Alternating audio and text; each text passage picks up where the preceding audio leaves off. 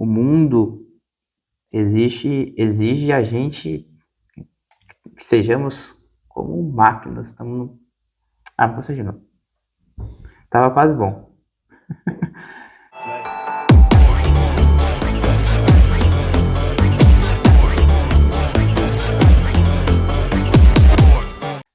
Sejam muito bem-vindos a mais um episódio do Dedigo Podcast. Comigo, Lucas Evangelista. Paulo Comete. Dois caras que não sabem nada. Falando sobre tudo.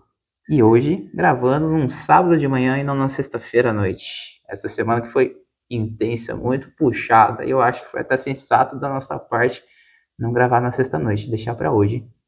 Com certeza. Estamos trabalhando ali que nem máquina. E esse é um dos pontos para abrir o nosso assunto de hoje. O mundo, de certa forma, está exigindo que sejamos máquinas. A gente vive num mundo que cobra performance o tempo inteiro, força. O tempo inteiro a gente tem que estar bem, tem que ser produtivo. A gente já falou isso em outros episódios também, como da produtividade. É como se a gente tivesse virado máquinas, não pudesse falhar, não pudesse cansar, não pode ter medo. E essa cobrança às vezes vem até de nós mesmos. Não pode errar, tem que estar o tempo todo ali no embalo, produzindo, né? E em momentos que a gente acaba esquecendo de uma variável muito básica, de que somos humanos e da natureza humana, sendo humanos, somos complexos, emocionais, cheios de contradições, com forças e fraquezas. Eu falo o principal tema de hoje. O tema de hoje é vulnerabilidade. Paulo, sobre essa reflexão, o que você diz? É um tema ótimo que dá para desenvolver bastante história legal, pontos de abordagem de crítica, né, sobre esse assunto. Dá para a gente abordar um pouco de dicas também para o desenvolvimento e melhora para a pessoa, né, que se sente que tem alguns pontos de insegurança ou não. A vulnerabilidade, ela se encaixa em muitos fatores, cara. Eu penso quando você fala sobre vulnerabilidade emocional, seria isso, né? Sim, também. Fragilidade. Só penso nisso. Tem outro motivo? Teria outro tipo de fragilidade? Tem diferentes contextos, tem diferentes exemplos. A gente fala um pouco, acho que o principal do que vai ser falado aqui é um pouco sobre todas essas questões emocionais, sobre medo, sobre insegurança, sobre aquela sensação de não ser suficiente e um pouco na abordagem de a gente ter medo de mostrar isso, na abordagem de que às vezes isso como sociedade e até com nós mesmos, a gente molda uma coisa como se a gente não pudesse ter esses sentimentos, ter essas sensações. E tá muito ligado ao emocional isso aí. Com certeza. Quer complementar alguma coisa?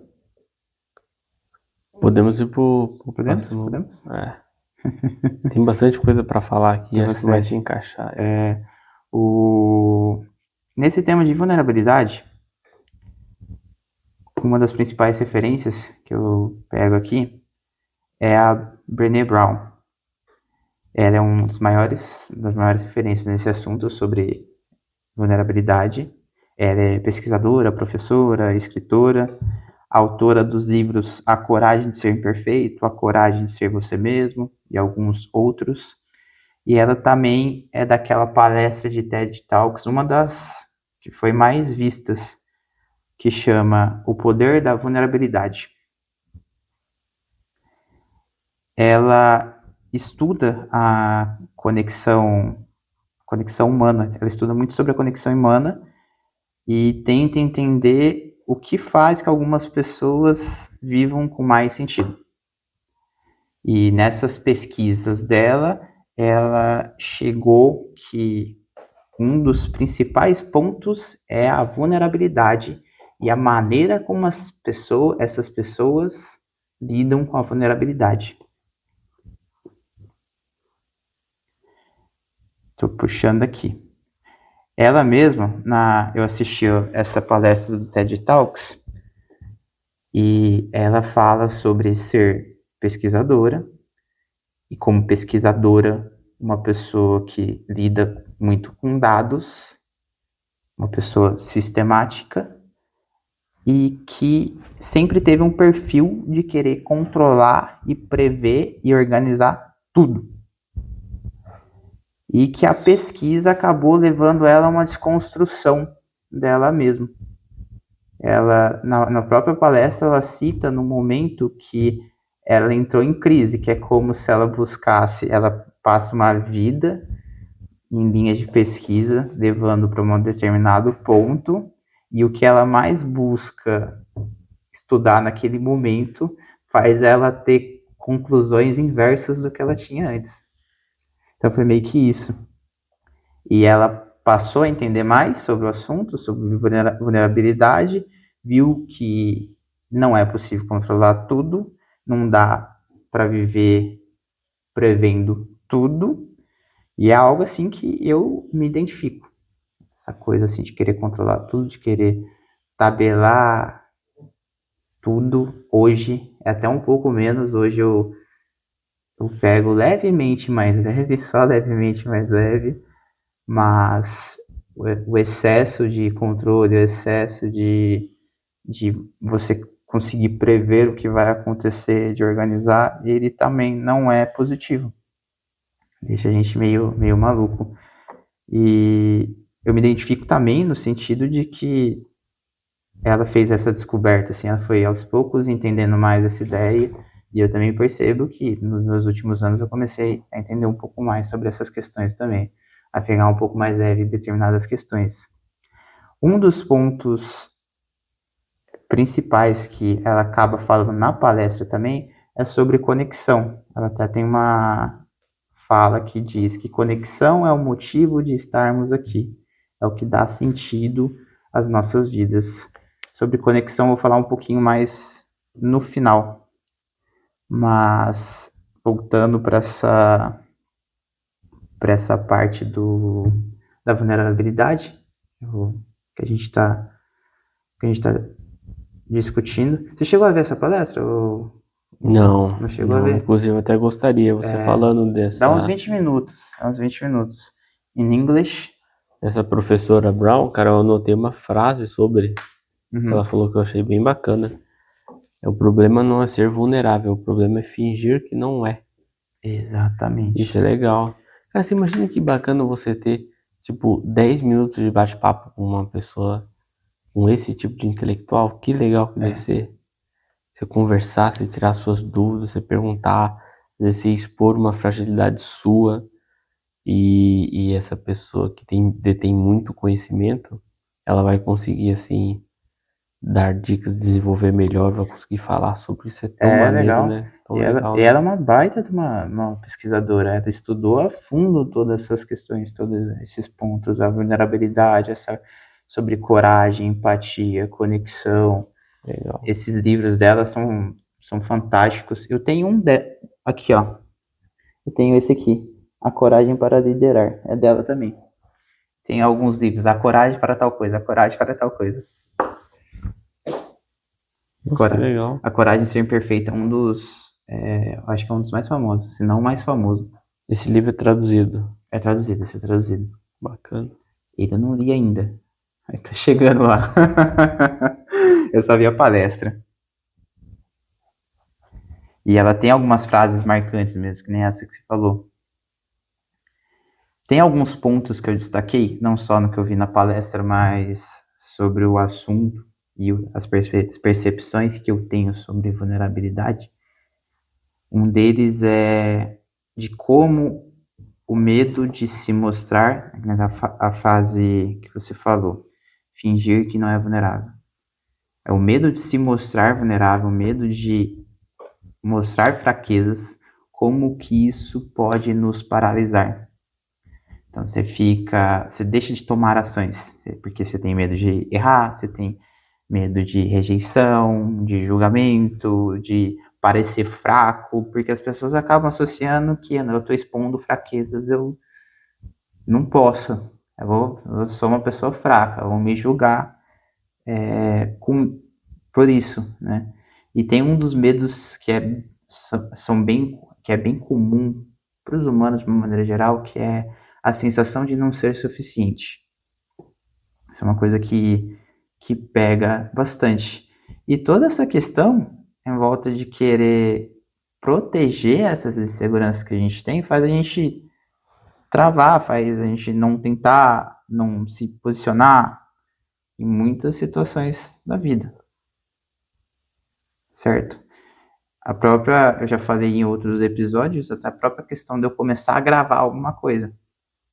É medo total, era medo de me expor, as minhas inseguranças em relação a isso. Você compartilha de alguma coisa assim também? Eu acredito que isso seja totalmente compreensível, na verdade. O medo, a gente falou em outros episódios, né?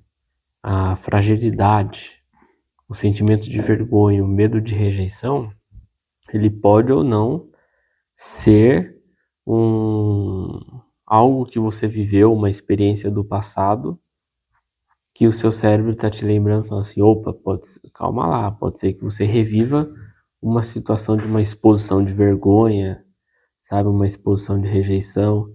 Então, depende de cada situação. Eu anotei uma frase aqui, uma colinha dos meus estudos que eu fiz, cara, que eu achei fantástico.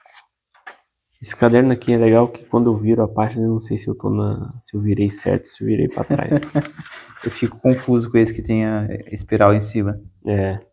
Eu anotei. Então é só eu usar de lado, né? Bicho burro. Se tem dificuldade de usar em cima, eu uso de lado, né? Mas ó, encontrei a frase aqui, ó.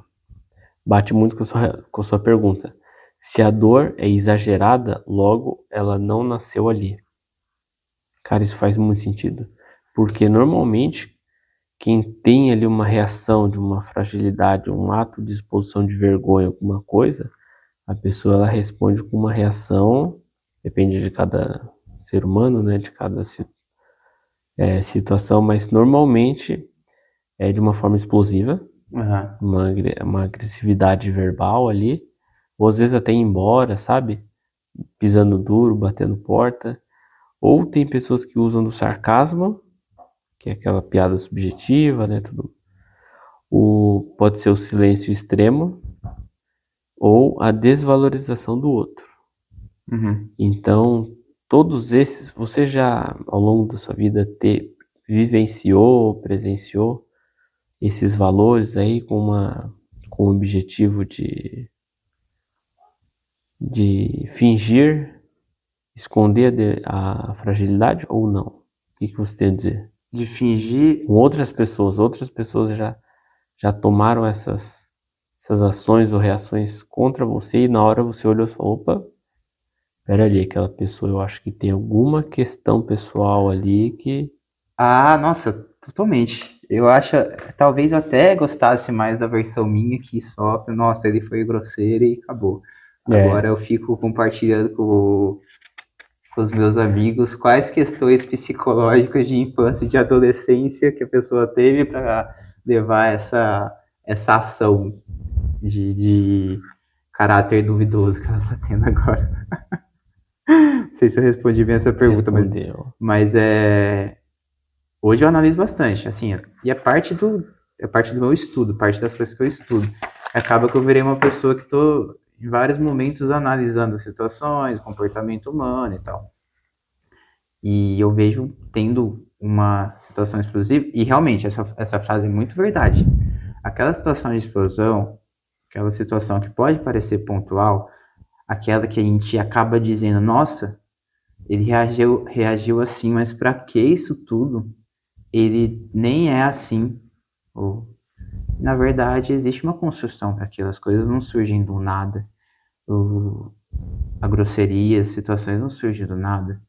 Às vezes pode ser alguma coisa até um pouco mais curta, por exemplo, passei por 2 semanas muito tumultuadas e aí teve alguma situação com algum familiar que eu fui e descontei de maneira grosseira. Tá? Descontei de maneira grosseira não porque a situação foi ruim, mas porque eu estava carregado. Ou então, às vezes, situações de uma vida. coisas que a pessoa teve na infância, na adolescência, não expôs, não tratou quando adulto e uma hora transborda. A pessoa pode tentar mascarar ao máximo, ela pode tentar ter o autocontrole por muito tempo e levar as coisas de eu mesmo me resolvo no interno aqui. Só que uma hora transborda. É da natureza humana, a gente não consegue sustentar isso uma vida inteira. Uma hora a pessoa surta, vai ser grosseiro, vai descontar, vai. Respondi? É muito bem respondido. Na minha opinião, eu acho que a fragilidade, cara, ela tá escondida ali dentro de cada um de nós, com algumas questões pessoais, experiências, vivências. Eu acredito que seja mais sobre dor. É aquele pontinho ali que se a pessoa falar sobre, fazer uma piada, sabe? É aquele ponto que incomoda você. E engraçado que o ponto que incomoda você não é o mesmo que incomoda a mim. Exatamente. De repente, sei lá, um simples exemplo, a pessoa fala do seu topete. Pô, o seu topete é isso, é aquilo, parece uma vaca lambida. Às vezes pra você existe um episódio de Você acha que tá fragilidade. parecendo mesmo? Não. Parece que é o que o boi lambeu. Não é a Não é a vaca. vaca. E aí, às vezes, a pessoa tem essa fragilidade, sei lá, um episódio que passou na infância, ou sofreu bullying quando era mais velho, ou a pessoa tem alguma questão pessoal, sem ninguém ter dito nada, nunca na vida, a pessoa olha e fala, putz, eu não gosto do meu cabelo. Isso aí eu tô dando só um exemplo, pode Sim. ser outra coisa, né? Então, eu acho que a fragilidade tem muito, muito a ver isso.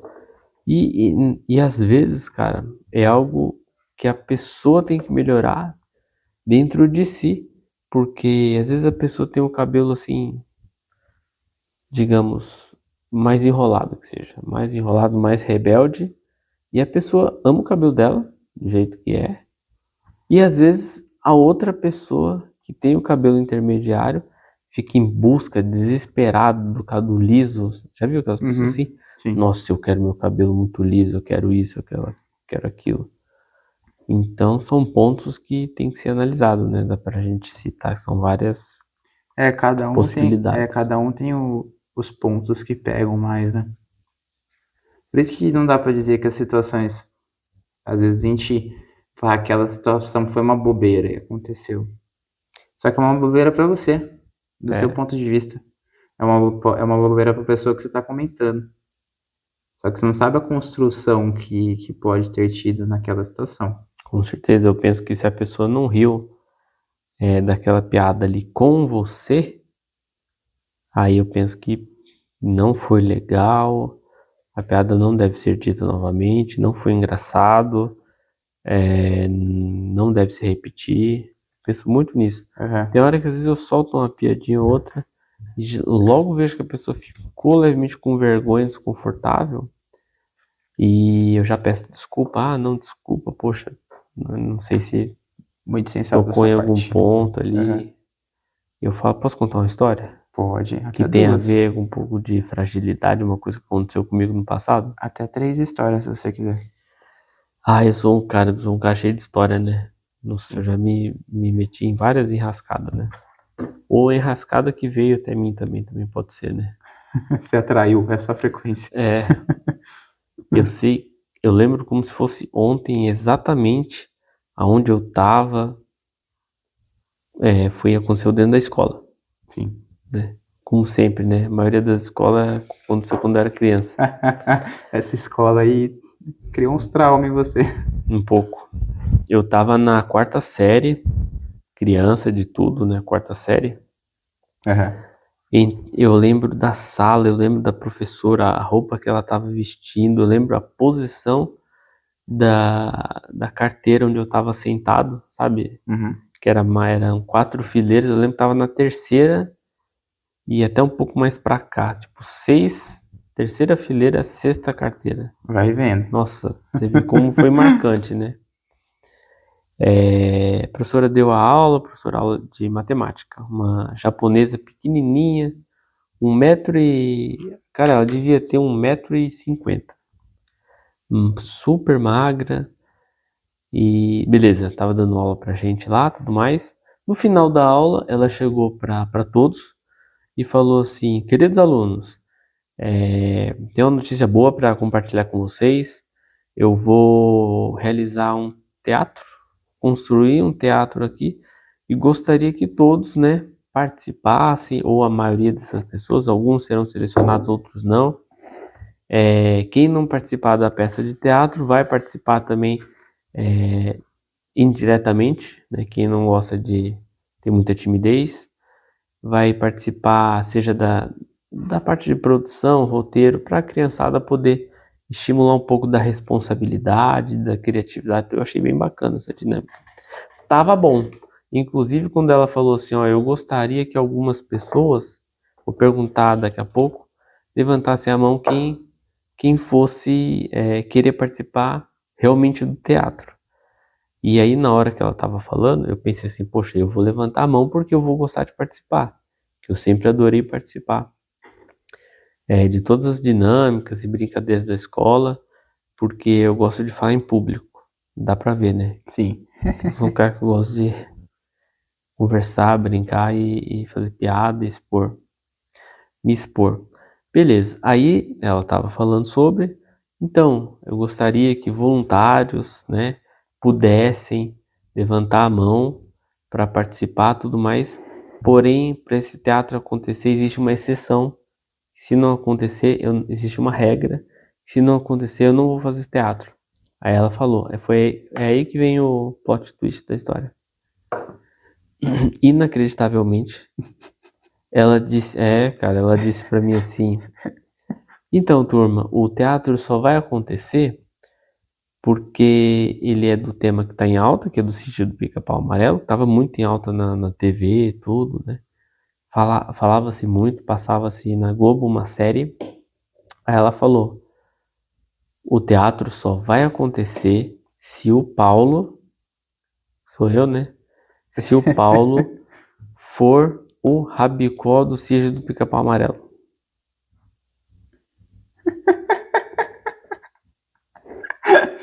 Eu quero agora eu quero saber da resposta. Que o Paulo ele não ficava quieto. Aí eu fiquei vermelho de raiva por dentro, senti aquele calor de raiva. Todo mundo caiu na gargalhada porque eu estava fazendo um pequeno tratamento ali com uma medicação que me deixou um pouco gordinho, um pouco cheio, um pouco inchado. Uhum. Então, realmente, naquele curto período de tempo, o meu apelido estava sendo Rabicó na escola. E eu não gostava, entende? Porque eu estava gordinho não por escolha, era por conta da medicação ali. Tanto que depois que eu parei de tomar a medicação, voltou ao normal. Mas eu sei que eu não gostava desse bullying que eu sofria na escola. E aí eu caí na porrada com os meninos, dos meus colegas, né? Só que com a professora a gente não vai cair na porrada com ela. E aí na hora todo mundo dando risada, dando risada. Aí de novo, mais uma vez, eu pensei assim, mano, cara, me diga que o alarme vai tocar e eu vou acordar desse pesadelo. Eu não acredito que a professora tá me bulinando na frente dos meus colegas, né? Aí beleza.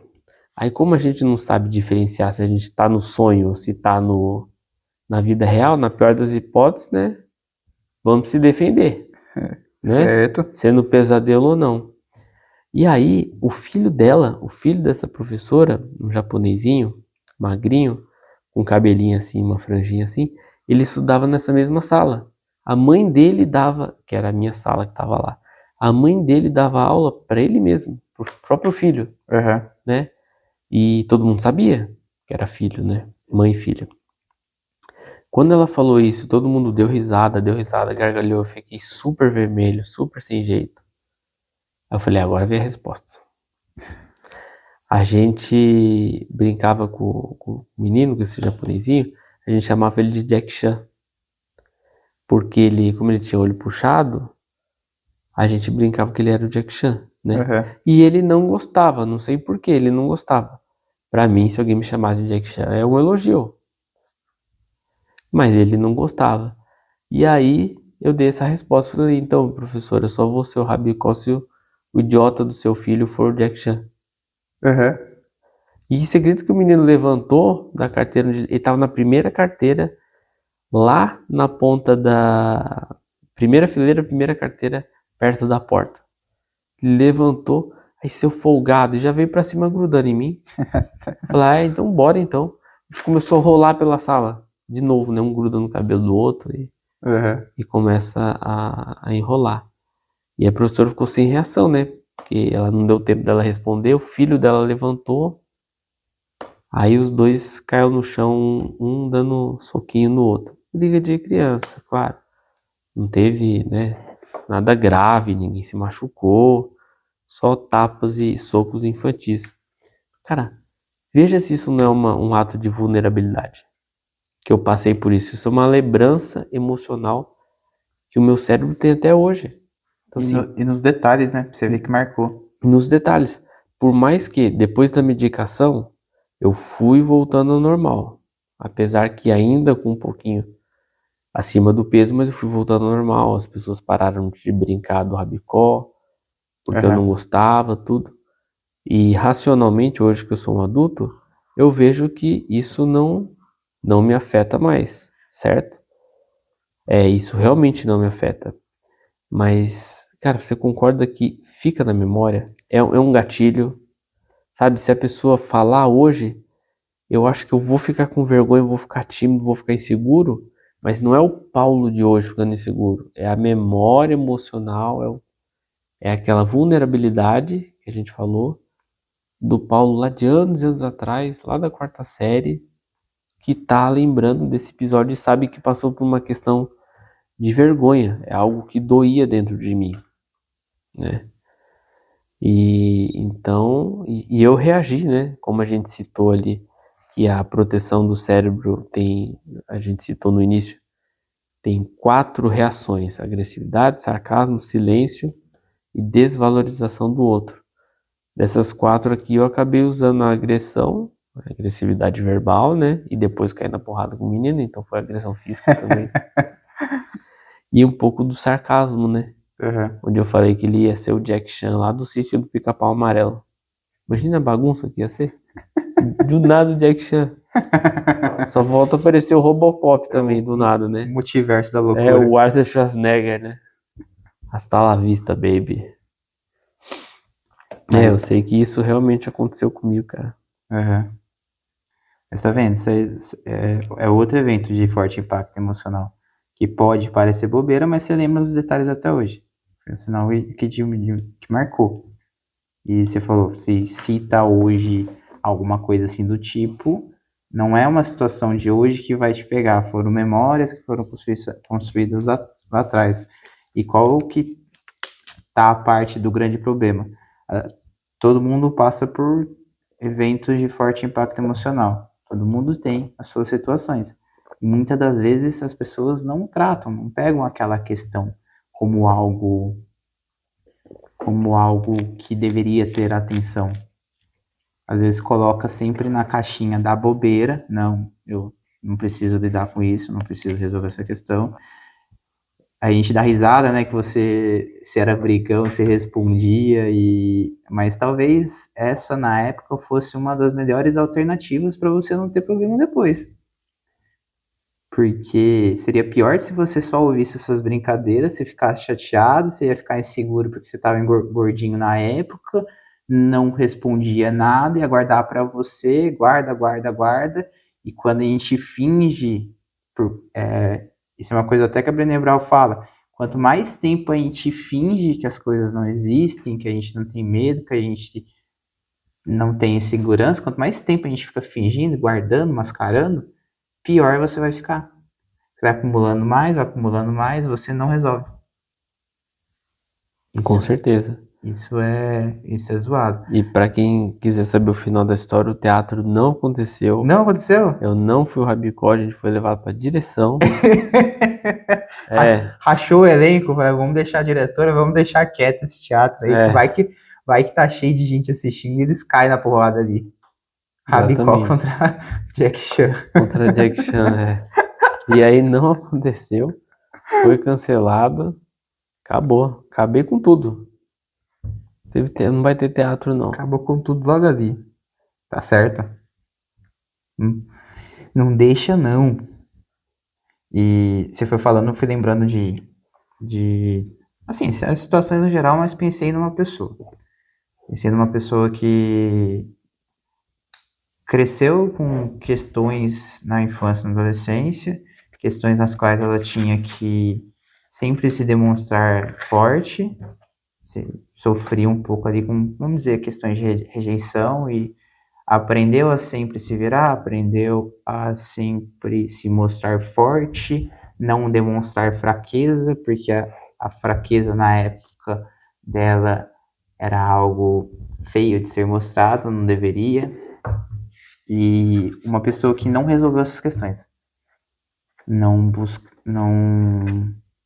buscou um tratamento, não buscou entender, que pegou essa vida inteira que ela teve essas questões internas, colocou numa caixinha e falou: com essa caixinha aqui vai ficar resolvida, não precisa lidar. E hoje é uma pessoa que tem certas questões emocionais que estão explodindo, que a gente vê explodindo um pouco mais. Mas foi por muito tempo negligenciado. É bobeira. Cara, não é bobeira. Aí que tá a questão, não é bobeira. As coisas que você passou, a vivência que você teve, seja lá o que for, as situações que você teve na infância e na adolescência, e alguma coisa pesou, por mais que possa parecer bobeira no senso comum, não é o senso comum que vai definir se aquilo realmente tem peso ou não. As questões são suas.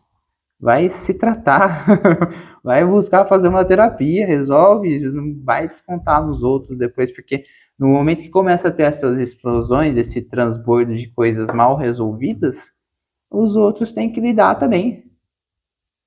Essa é a treta.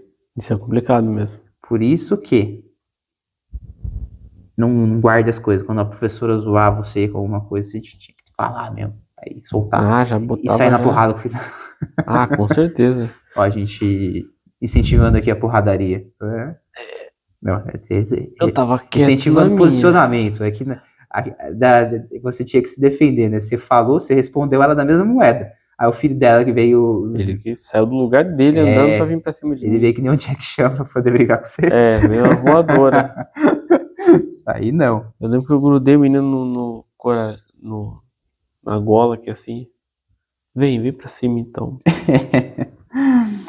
E aí, a gente tá numa fase como sociedade que todo mundo é loucura, que nem máquina, que nem falamos.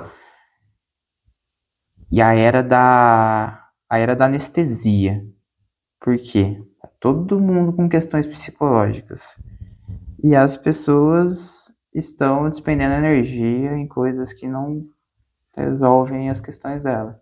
Então, são distrações constantes, dopamina barata, rede social, às vezes excesso de comida, como a gente desconta às vezes na comida. E um dos pontos que eu anotei aqui é a parte de remédios. Muita gente está medicada hoje em dia. Muita gente. A gente já falou em outros episódios com essa questão de remédio, de que é a medicina que nos trouxe maneiras de lidar melhor com determinados problemas, só que muitas vezes aquilo é levado de uma maneira excessiva, como se o remédio fosse a solução dos problemas. E sozinho ele não é, ele pode ser pontualmente. Tem remédios que eu já vi, às vezes a pessoa toma aquilo como uma maneira de lidar melhor com o medo, lidar melhor com a insegurança, com a tristeza, e esses remédios eles dopam. Então é como se tirasse um pouco o defeito, beleza, tirou um pouco o defeito da raiva, da tristeza, da insegurança, do medo, mas também tira um pouco o defeito da alegria, das emoções positivas, da gratidão. Ou seja, tira um pouco das emoções como um todo. E aí eu vou ficar por quanto tempo levando as coisas desse jeito? Eu quero estar levando a minha vida de uma maneira inteira lidando, sabendo lidar com as emoções negativas, aprendendo a lidar, porque a gente vai ter todas, divertidamente de novo. Tá aí para mostrar isso. A gente vai ter as positivas e as negativas. E a gente tem que aprender a lidar com todas as emoções e abraçá-las da devida maneira. Então, vou viver uma vida estando inteira ali nas emoções ou meio dopada, anestesiada? São escolhas, né? E É que em alguns casos bem específicos, cara, quando existe a prescrição médica, eu até acredito que seja necessária, às vezes momentaneamente, e para algumas pessoas em específico tem que ser a vida inteira. Porque eu já conheci pessoas que tinham uma espécie de transtorno neurológico, que a questão das emoções eram muito fortes, muito à flor da pele. Então, tipo, a sua alegria, que é a minha alegria, a sua alegria de uma pessoa normal, a tristeza, nossa tristeza que é considerada normal, o medo, para outras pessoas em específico, pode ser algo muito exagerado, muito à flor da pele. Então, assim, não, concordo contigo, mas para alguns casos específicos, tem pessoas que realmente são dependentes da medicina, e que bom que existe, né? que bom que existe. Para exclusivamente essas pessoas. Agora, a gente não pode generalizar a pessoa que está com um probleminha na vida e ficou triste, falar, poxa, eu vou me dopar para me sentir bem. Esse é o ponto, né? Esse é o ponto. Aí tudo bem, porque todos nós temos problema, cara. Você tem problema, eu tenho problema. Todos nós, independente do dinheiro, cargo social, trabalho, vida amorosa, independendo da onde a pessoa, no mais cenário perfeito que ela esteja, essa pessoa vai ter problema. Fragilidade, ela vai ter. Lembra dos 21 problemas? A gente sempre vai ter. Dos 21 problemas, né? O problema é que de novo, né? Eu tô com bastante, né? Alguém tá carregando pouco. Alguém tá com menos ali, tá passando a bola pra mim. Mas tá bom, vamos que vamos, bora pra cima, gente. Não desiste, não. Mas é isso, tem casos que eu trabalhei com um colega que ele tinha transtorno bipolar diagnosticado, fora dessas zoeiras que a gente tem, era diagnosticado, era pesado, ele estava fazendo parte de pesquisas que estavam estudando isso, e ele tomava remédios que seriam ali para a vida inteira, remédios fortes. Aí não tenho que... Pô, se a medicina está aí para ajudar uma pessoa dessa a viver melhor, que seja. Bipolar, né? Se eu não me engano, cara, é que eu não entendo tão a fundo a área da saúde, mas eu acho que o borderline também é um pouco parecido. Tem alguns transtornos que a pessoa vai ficar tomando remédio mesmo.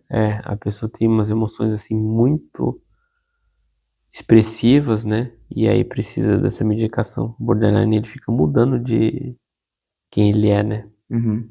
O problema são os casos assim que a pessoa, justamente o que você falou, a pessoa tá com um problema, tá com uma situação, tá fazendo um monte de coisa errada, não tem hábitos positivos, não faz um exercício, não se alimenta bem, rede social o dia inteiro, aí acontece algum problema, fala, nossa, não tô aguentando, e passa 5 anos tomando remédio. Porque eu preciso, não, eu não sou especialista da medicina, quem tem que diagnosticar isso é o profissional, com certeza. Mas eu falo sobre essas questões de hábitos, sobre essas questões comportamentais. Que aí as pessoas misturam gente, não vale a pena você viver dopado, medicado, sem ter a necessidade para isso. Exato. Sem ter a necessidade para isso.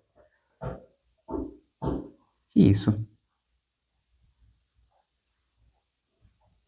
Acho que é o vizinho fazendo construção ali. Fica tranquilo, a gente comprou só essa sala por enquanto. Pro vizinho parar de fazer barulho, a gente vai comprar a sala de cima e a sala de baixo. Que daí, consequentemente, não vai ter nada nem em cima nem embaixo pra fazer barulho. Verdade. Depois a gente analisa as salas do lado. Ah, não, aqui a gente tá na esquina, né? Não tem desse lado, mas tem do outro. Tem do outro. Tem desse lado, tem em cima e tem embaixo. Vamos comprar o prédio inteiro. Eu gosto disso. Do prédio. Eu acho bom.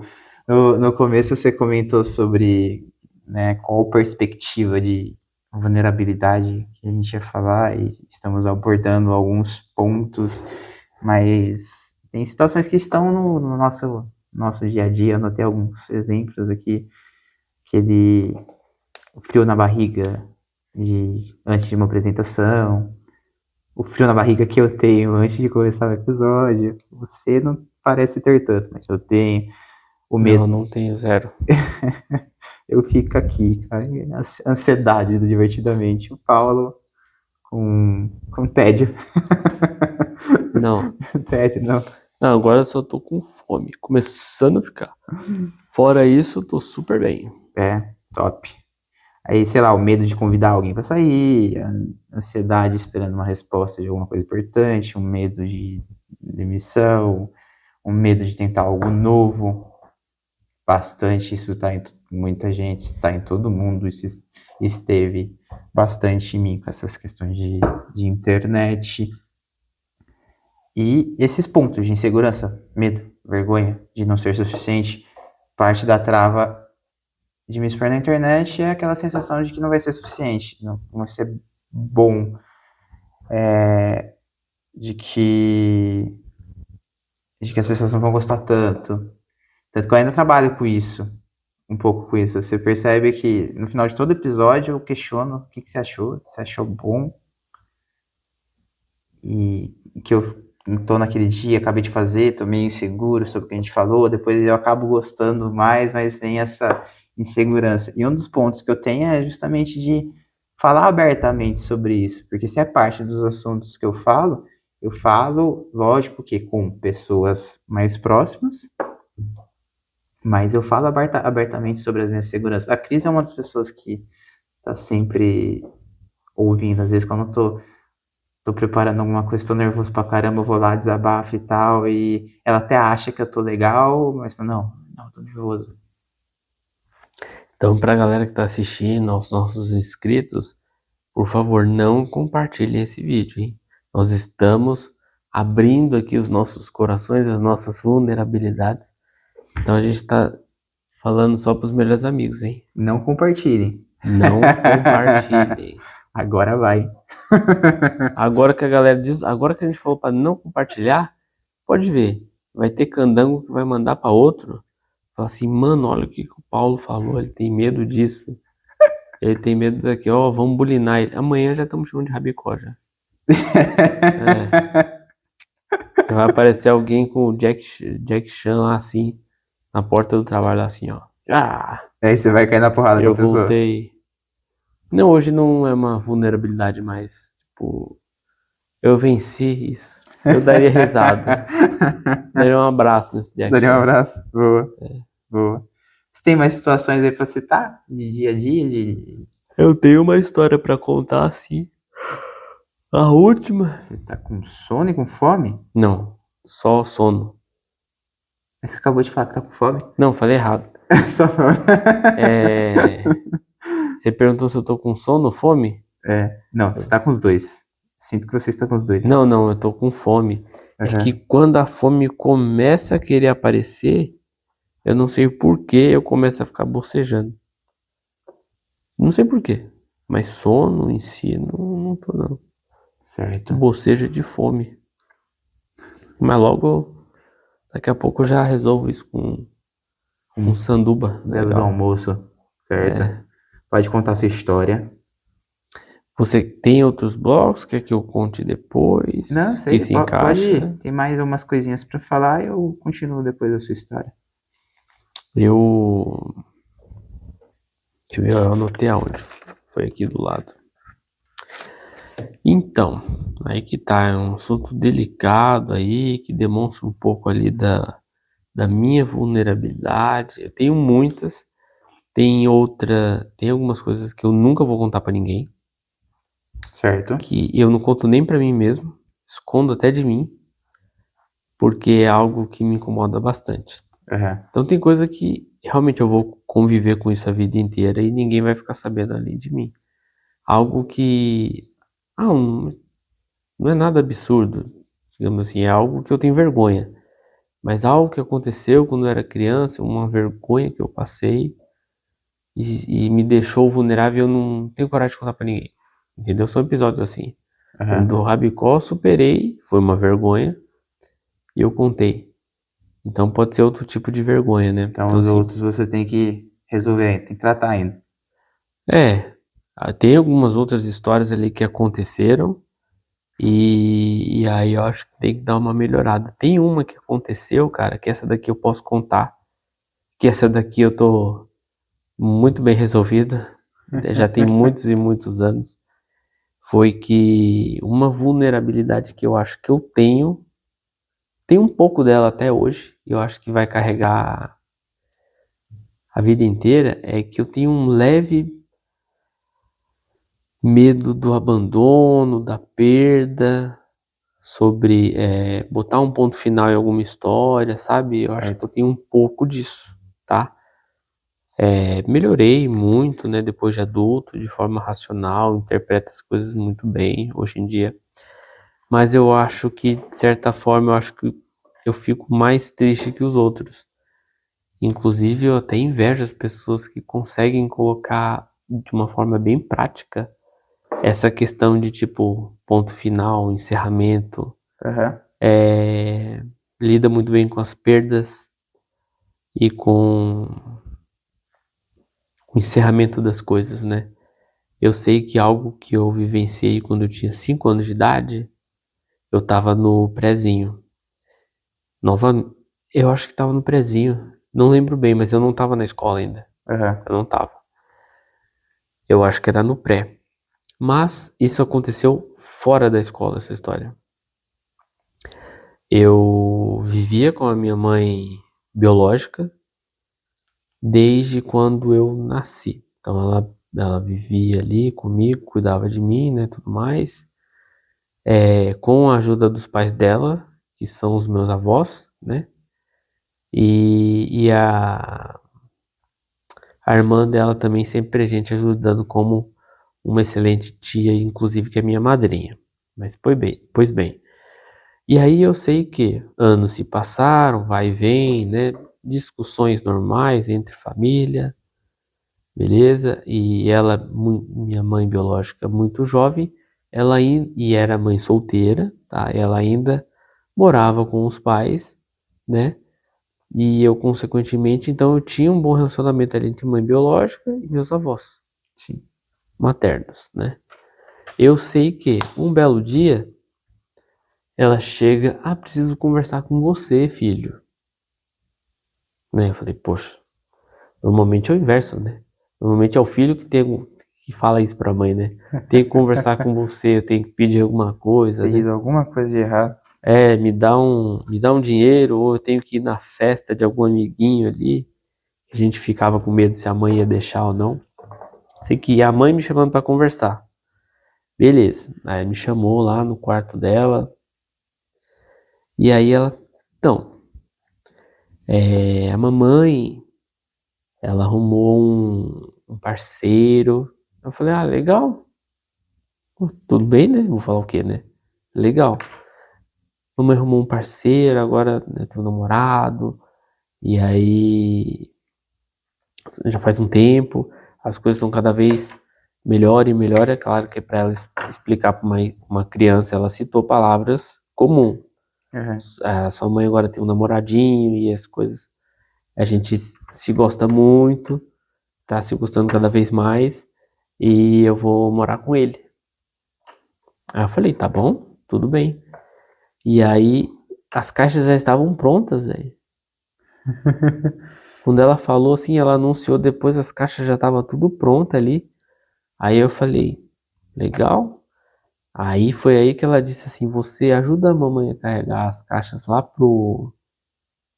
pra garagem, né? Aham. Que tinha que passar pelo quintal, tinha que passar pela cozinha e chegar até a garagem. Aí, com uma criança meio sem entender nada, né? Na hora eu fiquei meio na dúvida. Falei, poxa, será que eu vou junto, né? Na hora eu falei, não vou perguntar, não. Vamos ver até onde essa história vai rolar, né? Só fui falando, tá bom, tá bom, tá bom, tá bom. E fiquei um pouco sem entender. Na hora eu falei assim, não, mas se eu for, vou ter que levar os meus brinquedos, né?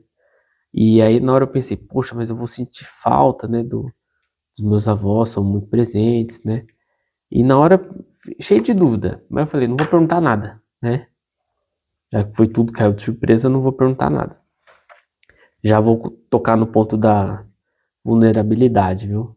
Que vai se encaixar. Aí ela levou, eu tinha 5 anos, né? Então ela tava levando as caixas pesadas, claro, ela não ia deixar eu levar, porque 5 anos não consegue levar nada. Então ela leva, busca, leva uma caixa, leva outra, cheia de roupa, de umas coisas, beleza? E eu lá na cozinha sem entender nada. Meus avós com certeza já sabiam há muito tempo, eu acho, ou também foi uma surpresa para eles.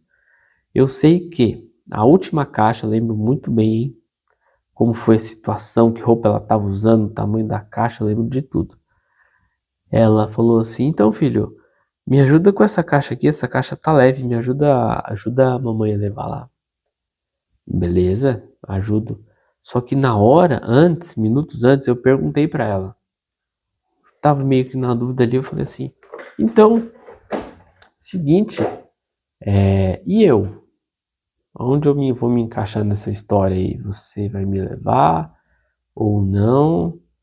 Aí ela falou: a mamãe vai ter uma vida nova com ele, mas quando der eu vou vir te visitar, sim. Falei, legal. Falei pra ela, só consegui falar pra ela, tá bom. Só respondi, tá bom. E eu lembro que quando eu fui carregar a caixa pra ela, eu, na minha inocência de criança ali, na única vingança que eu pensei, quando eu chegar lá perto do portão, eu vou largar a caixa assim. Se tiver alguma coisa pra quebrar, vai quebrar. Se for uma criança, um pitoco de 5 anos de idade, largar uma caixa, não sei o que tinha dentro.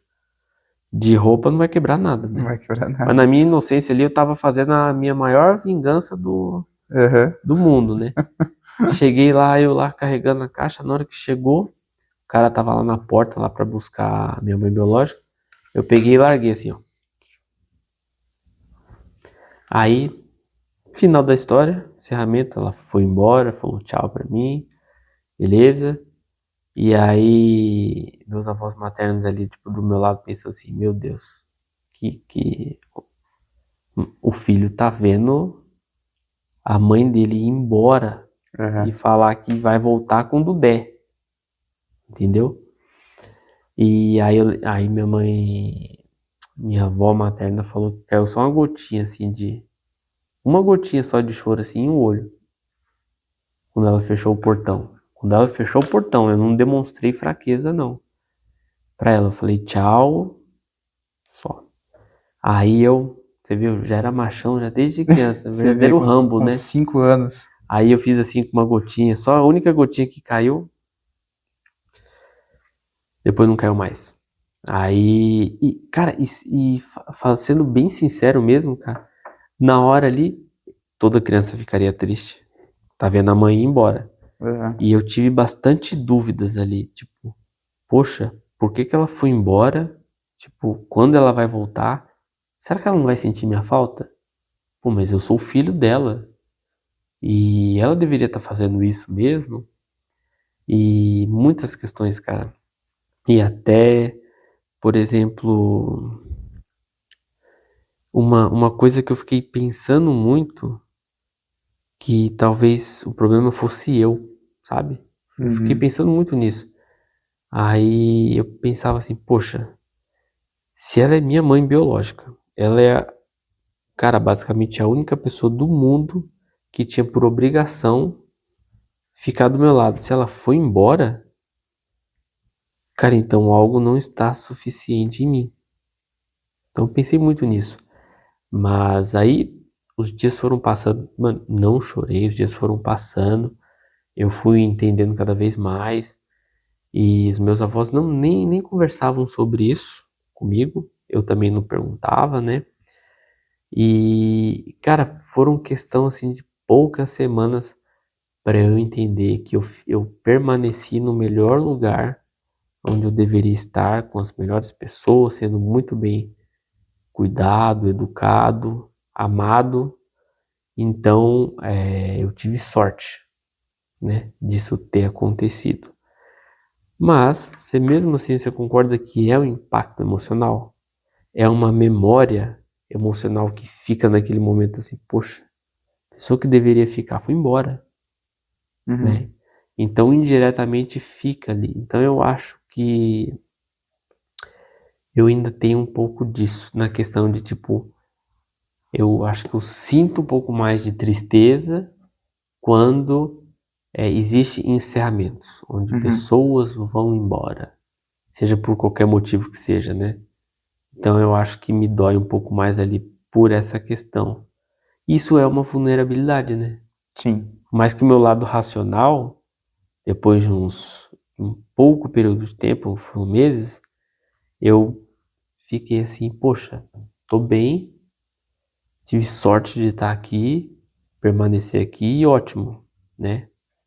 Então sou muito, cara, hoje em dia eu reconheço e honro os meus pais adotivos, né? Com Uhum. muito. Vai chorar não, porque eu não chorei, hein? Ó o cara aí, engolindo o choro.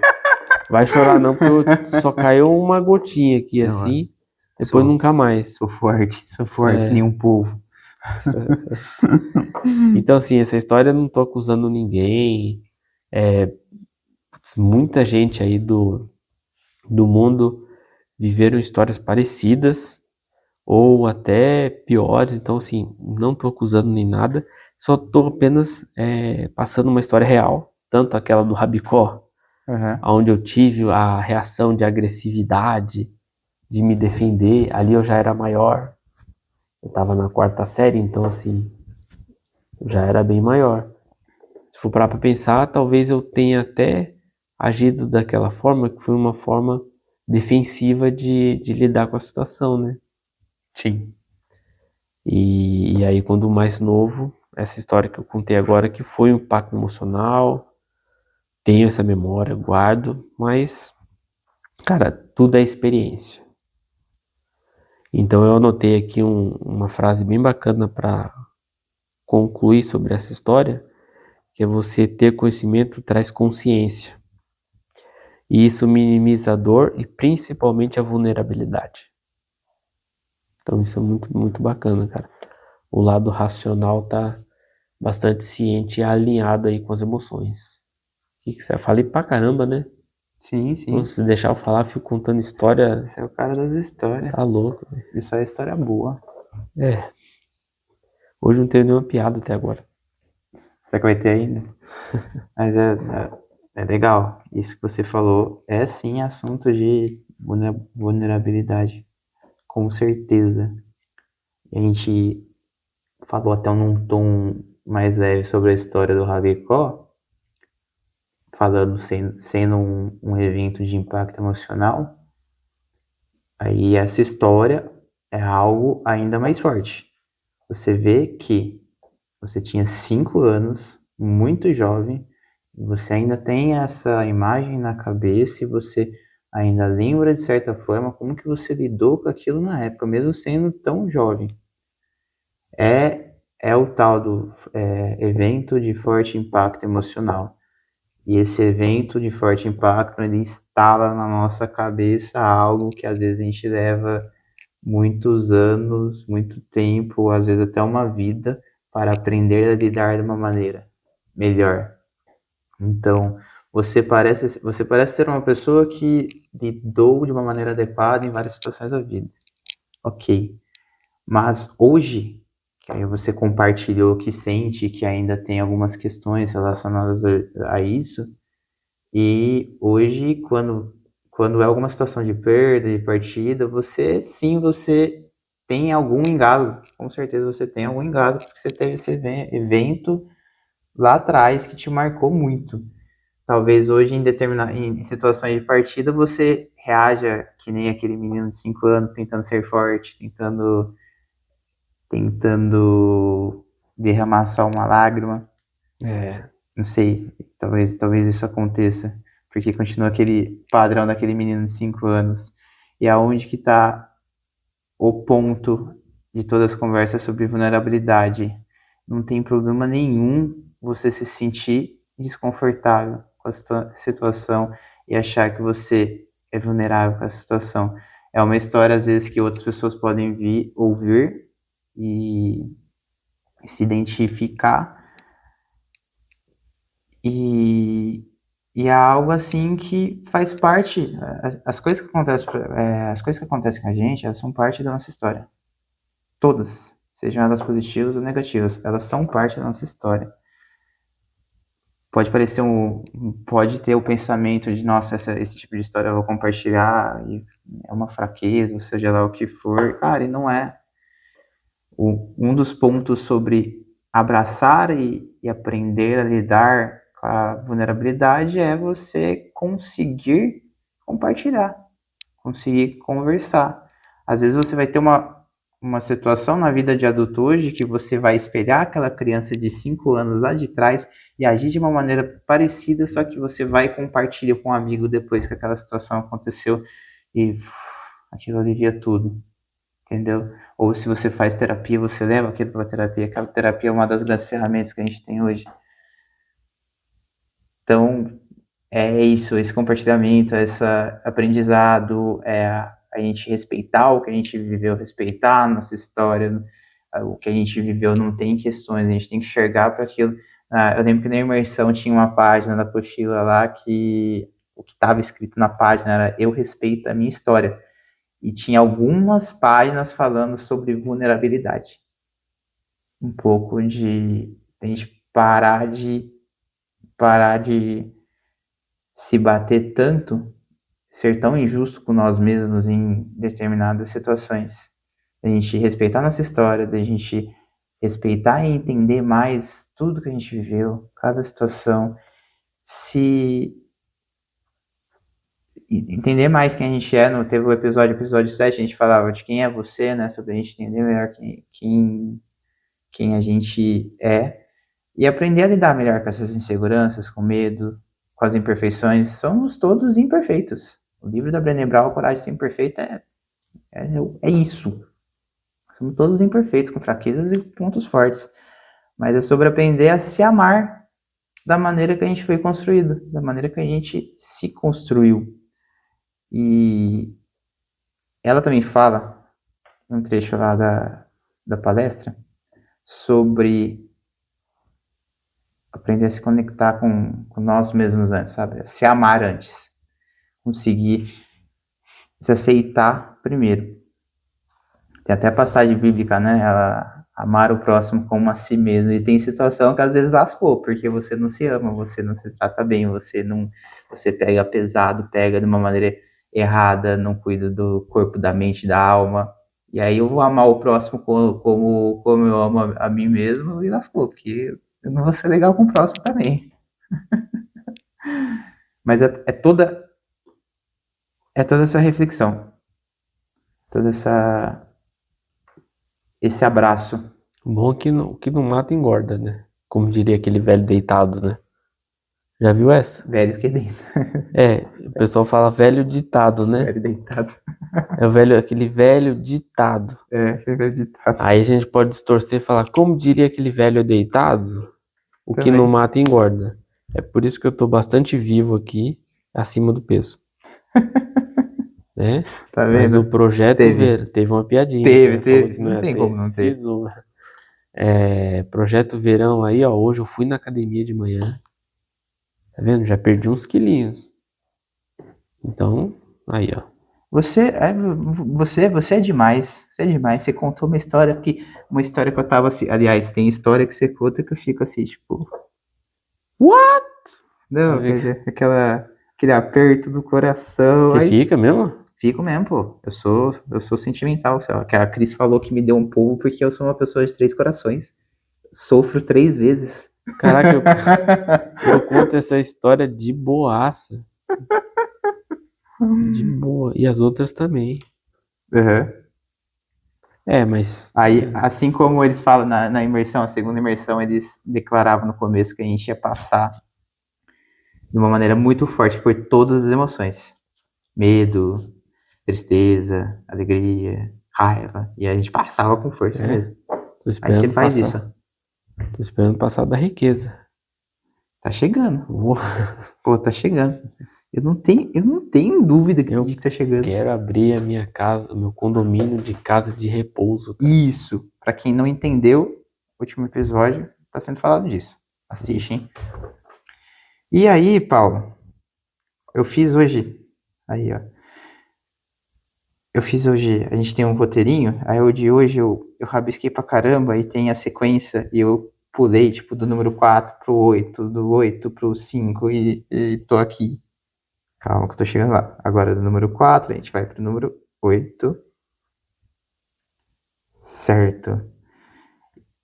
E aí, a gente tá... Essa coisa da palestra, vulnerabilidade, da maneira de lidar. Lucas, eu vejo como, seguindo uma trajetória ali da Brené Brown, como eu aprendi a lidar melhor com essa questão. Hoje eu sou uma pessoa que eu falo mais, eu compartilho mais com pessoas próximas.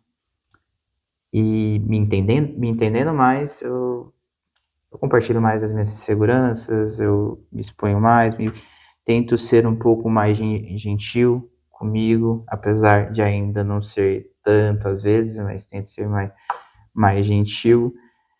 E essa própria brincadeira do podcast, né? No próximo episódio a gente vai falar bastante disso. Mas essa própria brincadeira do podcast sobre a gente falar sobre alguns problemas que a gente está tendo. Parece brincadeira, mas para mim é algo que deve ser levado para o dia a dia. A gente não ter problema com as questões que a gente tem. A gente tem problema técnico, a gente teve problema com o microfone, a gente teve problema com, às vezes, na escrita de algum episódio, da maneira como a gente leva algum episódio. E eu prefiro mostrar isso para quem eu estou compartilhando, mostrar que, ó, estamos fazendo desse jeito, mas estamos fazendo, do que passar a ideia de que é tudo sempre aquele... Talvez, acho que nos primeiros eu estava até um pouco mais preocupado com isso, mas agora, pô, se a gente parar, dar aqueles 30 segundos de silêncio, porque você terminar de falar alguma coisa e eu não sei o que puxar, tá tudo certo, sabe? Ou as questões que a gente tá tendo com o microfone, que a gente tá tendo algumas questões com o microfone, tá tudo certo. É compartilhar um pouco dessa vulnerabilidade técnica. E para minha vida eu vejo que eu tenho feito um pouco mais disso. Pô, pega aquelas pessoas que são mais próximas e vai conversar, desabafa, compartilha, não surta sozinho não, até porque o desabafo tem um poder incrível. Tem que desabafar? Tem que falar a verdade. O que? Desabafar? Desabafar é bom. Por quê? Tem que tomar cuidado se você chega na crush e desabafa tudo. E conta pra ela. Então, eu tenho que contar um negócio pra você, precisa desabafar, eu gosto de você. A gente não mostra nossas fraquezas pro inimigo na guerra. Desabafar com as pessoas. Ou às vezes é bom, né? Mostrar fraquezas pro inimigo na guerra? E se o inimigo falar assim, eu me rendo. Pra quê? E a sua crush falar, sou sua. Eu me rendo, bandeira branca. Até porque a possibilidade disso acontecer é alta. É alta, né? E você vê que você lida... Eu percebo um pouco isso de você. Você não tem problema em falar suas questões. Tipo, pelo menos, assim, pessoas próximas, você não tem problema. Situações assim que poderiam ser tidas como vergonha ou como exposição, então você tá... Aí eu conto tudo, dou risada junto com a pessoa e eu penso que tem que tentar vencer esse medo do passado, essa fragilidade aí. E o melhor jeito é você, cara, compartilhar abertamente e dar risada com a pessoa, que significa que você venceu. Ainda assim, eu diria, acho que tem uma coisinha ou outra ali que eu morro de vergonha de contar. Mas quem sabe um dia eu compartilho nesse podcast aí os piores momentos. As histórias que eu conto nos últimos episódios já são horripilantes, né? Parece cada coisa que aconteceu comigo, mas tem piores. Tem piores? Sempre dá pra piorar um pouquinho mais, hein? Top. Por exemplo, tem aquele meme lá que Ah, o pai biológico foi comprar cigarro e não voltou mais? Uhum. Então, o meu, ele é dono da fábrica do cigarro. Sabia disso? Porque na hora que eu tava lá no período de gestação lá, o cara, eu imagino, nem conheço ele, então Uhum. só pode ser isso, né? Não conheço, nunca vi. Então eu acho que ele foi criar a fábrica lá da venda de cigarro, tá lá trabalhando até hoje. Aqui, ó. Isso, cara, eu fico pensando. Isso aí, inclusive, eu fico muito pensativo e tenho até. Eu me sinto até superior do que eles, sabia? Eu, Uhum. eu olho nos dias, desde quando eu atingi, acho que é acima dos 15 anos de idade, Certo. que você vai atingindo ali um amadurecimento meio de uma idade adulta, Uhum. acima dos 16. Então, aí eu sempre olhei para eles, na questão do pensamento, né? Você olhar para o próximo, para os meus pais biológicos, onde eu estou sendo superior, sabia? Uhum. Eu vejo ele como pessoas, os dois, como pessoas inferiores, porque você tem um filho e você ir embora Uhum. e você, tipo, você- cara, eu acho isso vergonhoso da parte deles. Eu morro de vergonha de contar por eles Uhum. a vergonha. A fragilidade tá do lado deles, não tá do meu lado mais. Hoje em dia não tá mais. Já tem muito tempo que não tá mais, muitos anos, né? Muitos e muitos anos, né? É feio, Que hein? eu, que eu contei que a gotinha de choro foi uma só, né? Então passou semanas ali, eu já olhei, já pensei assim, nossa, seres humanos, os dois, né? Inferiores, porque, cara, o dia que eu tiver um filho, eu vou estar super presente. Com certeza. O que você precisa? Você tá com dor de cabeça? Você quer um remédio? Você precisa ir ao médico? O que que você quer comer? Cara, então assim, eu fico boquiaberto, surpreendente. Acho que eles que precisam assistir esse vídeo aqui, porque a fragilidade tá do lado deles. Preciso. Com certeza. Mas é isso. É, Bora almoçar? calma. Deixa eu falar. Vou falar só mais um pouquinho. Lembrei, a gente tava falando, lembrei desse livro aqui. Esse aqui eu já li. A Sutil Arte de Ligar o Foda-se. Uma estratégia inusitada para uma vida melhor. Eu achei esse livro muito bom. Ele tem uma linguagem mais direta. Ele fala sobre essa questão de você desligar de coisas que não precisam da sua atenção na vida. Dar valor às coisas que são realmente importantes. E situações que são relevantes, esse medo que a gente sente às vezes por bobeira, essas inseguranças, meu, isso aí joga pra lá. Interessante. Parece até. Vamos ver.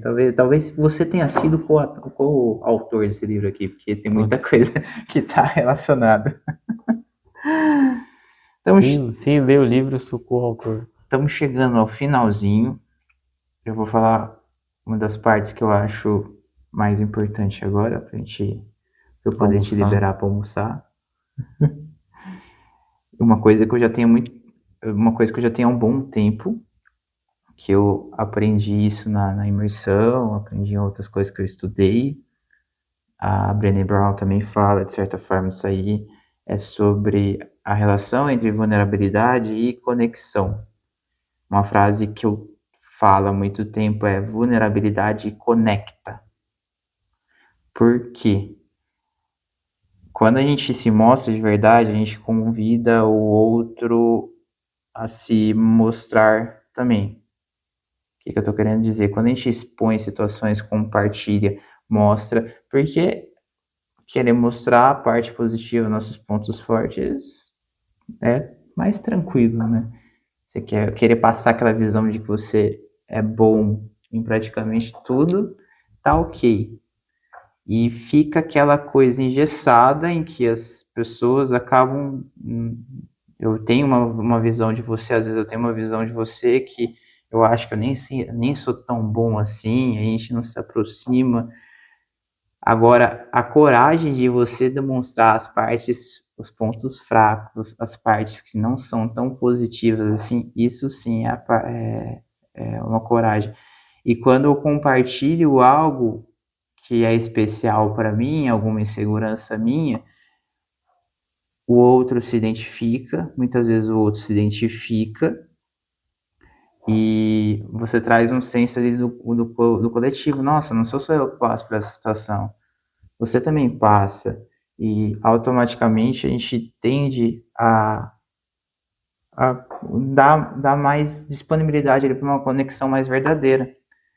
Porque eu saio de um ponto que eu estou me conectando só com o que você quer mostrar da parte positiva e entro num ponto que eu me conecto com você por inteiro, entendendo parte dos seus defeitos e entendendo parte das suas qualidades.